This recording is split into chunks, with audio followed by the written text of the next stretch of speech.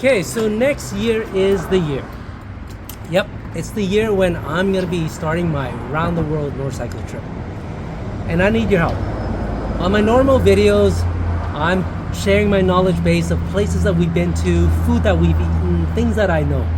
But around the world, this is new territory for me. So I need your help, and here's a question. Which motorcycle should I take on my around the world trip?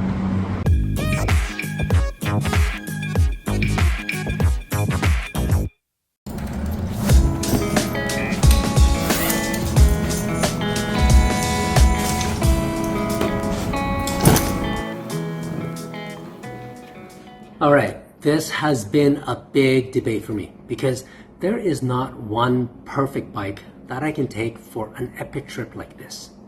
There will be different roads as I cross through North America, Europe, Middle East possibly, and then Asia. I would love a nice big tour in North America and Europe for their open and fast roads. Janie might join me though, and having a comfy peel-in seat would be great if she's with me. But then you get into Middle East and those roads can be sketchy. And I know for sure it'll be different from Western Europe. So I'm unsure if I will be crossing through the stands or through Iran and Pakistan into Asia, but for sure in these areas, a small adventure bike for the rougher roads will be better. But I think now I've at least boiled it down to which type of motorcycle I want to take. The most common and logical would probably be an adventure motorcycle. And I was considering this for the longest time.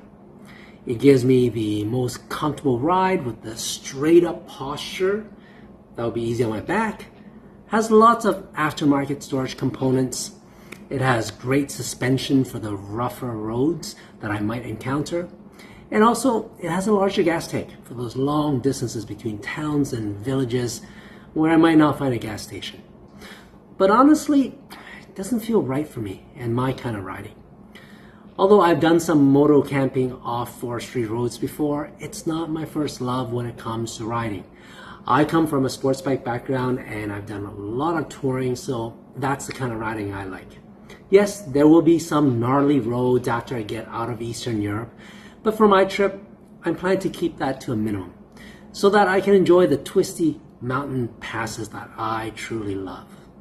I have even thought about switching to another motorcycle after I do the European stretch, but then that would be difficult logistically. So now I've boiled it down to touring-friendly motorcycles, and here's what's important. First of all, I'm looking at used motorcycles only. This is going to be a rough ride, and after all the mileage that I'll be putting on the motorcycle, I don't know what it would be worth after the trip. So to minimize on the depreciation, I'm looking for a motorcycle that's about 2 to 4 years old.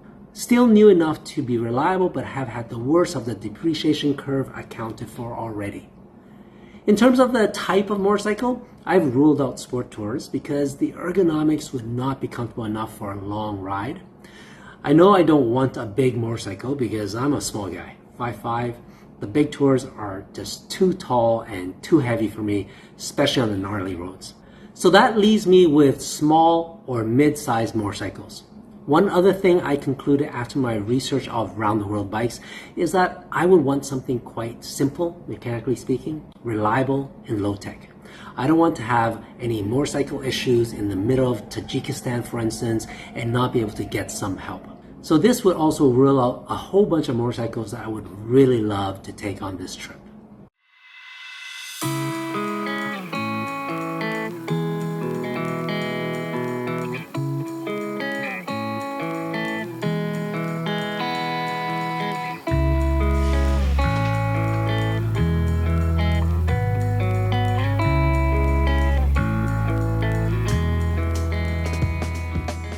So with all these considerations, these are the final contenders, and I would love your input for anything I may have missed about these motorcycles. Just leave your thoughts in the comments before I make that final purchase, which is happening soon. Okay, so the first one is the KTM 390 Adventure. This was high on my list for a long time.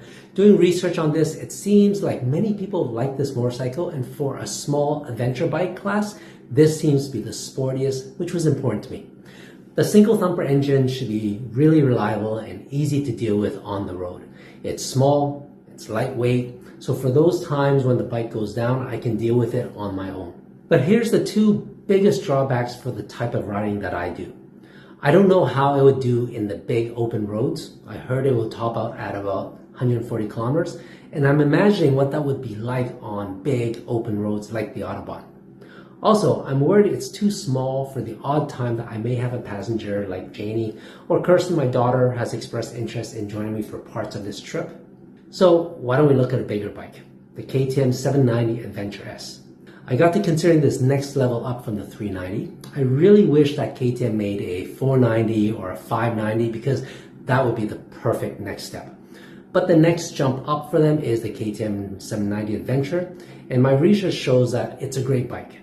Within the middleweight adventure bikes, this is probably the sportiest.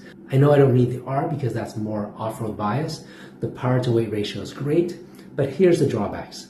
As much as I like the tech on this, there may be too much for a simple small-town mechanic to deal with if I ever find myself stuck in that situation. The reliability is hit and miss for this. Based on my research on the forums and chats, I've got a mixed bag for owners' reviews. I'm still unsure about the KTM dealer and mechanics network around the world. Especially now with KTM in financial trouble, I'm not sure what support I will get when it's time to do the trip. So this got me thinking, okay, how about the Japanese motorcycle offerings? There's the Honda Transalp 750. This newish Honda Transalp, based on the paper and internet reviews, definitely seems to fit my requirements. It's an adventure bike, but heavily biased for the road touring, which is a good thing for me. It should be light enough with enough power to be fun for the open paved roads. The Honda Hornet was also on my list and definitely looks fun, but it's not available in Canada, which is too bad. So the only knock on the Transalp is that it may not be sporty enough for my liking. Okay, then how about the Suzuki GSX-8S? This newish naked motorcycle announced by Suzuki could be an interesting option. The power to weight ratio seems to make it a fun motorcycle, but my biggest concern here is that there's not enough aftermarket touring mods yet, since it's such a new motorcycle and it's more of a sport bike than an adventure one. Being a naked bike, I will need to do quite a few things to make it touring worthy, like a touring windscreen, panniers, top box, comfort seat, and so many more. So I'm not sure how many parts are there out there. Okay, then I got looking at the MT-07. All the reviews I've seen has shown that it's a class favorite. The CP2 engine has been out for a long time and tested on various different generations of this motorcycle, so this gives me confidence for its reliability and finding parts. There's not much electronic gadgets, and also it's low tech enough that a small town mechanic can deal with it. It doesn't even have a quick shifter, for instance. It's lightweight and nimble, and the power to weight ratio tells me that it will be a fun ride. It's a 689cc engine, which I think is the perfect balance of getting a small bike, but still capable of carrying a passenger. The biggest drawback I see is that it's a naked bike, and off the factory floor, it's not touring friendly. However, it's been out the longest and has a huge following all over the world, so there's a whole bunch of aftermarket parts that will allow this to be touring friendly. There are multiple options for windscreens, engine guards, panniers, and top box systems. So right now, the MT-07 is my leading contender. What do you think? Have I missed something about these motorcycles that should be considered? Is there another motorcycle perhaps that you think I should consider given my criteria? Let me know in the comments below so that I can decide which bike I should start building for my round the world trip. Now make sure you do subscribe to my channel as this next big adventure unfolds.